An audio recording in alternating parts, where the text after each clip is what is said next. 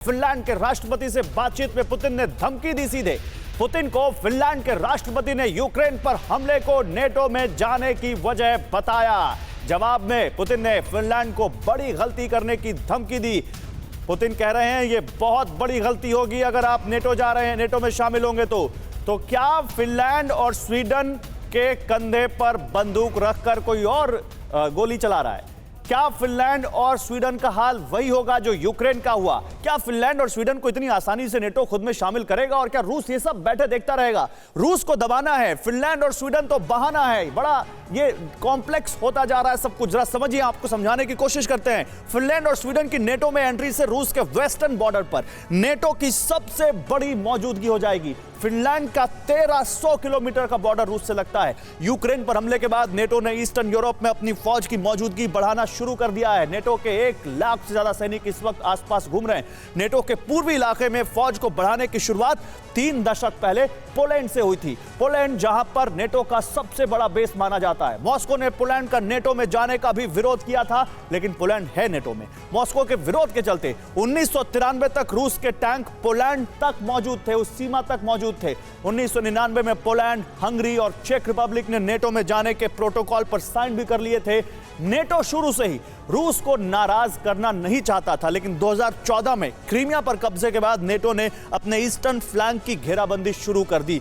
और यही यहां पर अब क्या फिनलैंड और स्वीडन के साथ होगा? क्या फिनलैंड और स्वीडन भी ऐसे ही जाएंगे? मैं आलोक साहब, आपको क्या लगता है? क्या आप भी यहां पर सहमत हैं दीपक वोरा जी से कि ये सब पोजीशनिंग है, ये सब चेक हो रहा है, रूस को चेक किया जा रहा है कि वो क्या रिएक्ट करता है, कैसे रिएक्ट करता है? या आपको लगता है कि नहीं, अब बात आगे निकल गई है, अब ये लोग जाएंगे नेटो में? मुझे थोड़ा सा अलग लग रहा है। मुझे ये लग रहा है कि जो भी सीमावर्ती देश हैं, जिनकी सीमाएं रूस से सटी हुई हैं, इस यूक्रेन युद्ध के बाद वो काफी चिंतित हैं। वहां की जनता काफी चिंतित है।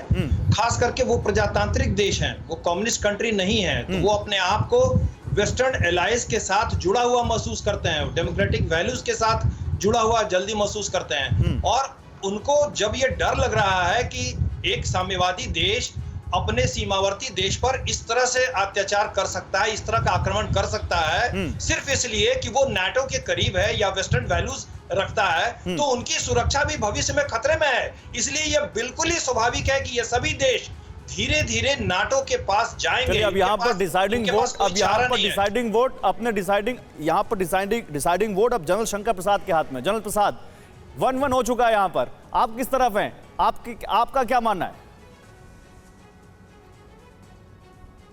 देखिए, मानना या न मानना तो बात अलग रही। मेरा मानना ये है कि इस समय नाटो जो अपना फ्रंटियर है उसको एक्सटेंड करना चाहता है और रशिया के लिए वो एक चैलेंज हो सकता है। तो वो फिनलैंड की तरफ से, पोलैंड की तरफ से नाटो की उसको शामिल करके एक एडिशनल थ्रेट रशिया को बनाना चाहता है।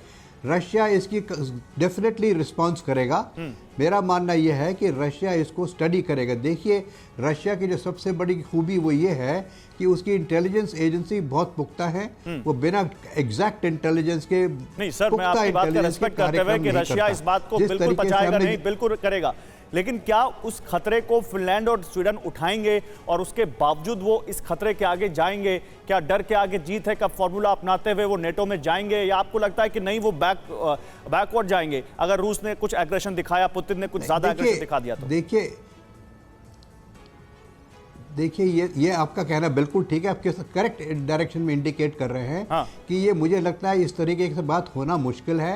नाटो में ये नहीं जा पाएंगे। हाँ। अगर गए तो इनको बड़ा खतरा बढ़ जाएगा। और इस समय इन्हें पता है कि पुतिन डरने वाली चीज़ नहीं है, इनके ऊपर भी 2-4 गोले गिरा देगा तो इनका भी सत्यानाश शुरू हो जाएगा। तो वो मेरे को लगता नहीं कि इस तरीके से जल्दबाजी में एक काम होगा। कुछ हद तक मैं दीपक वोरा साहब से सहमत हूँ कि ये बातचीत हो रही है, पुतिन साहब से भी बातचीत हो गई है, लेकिन सारा विश्व ये जानता है कि Putin is a person who of action. वो कुछ ना कुछ एक्शन करके दिखाएंगे। सर, तो इस तरह ये आपने बड़ी बात कही, ये आपने बड़ी बात हो गई तो कहीं ऐसा ना हो कि वो लोग भी डिस्ट्रॉय हो जाएं।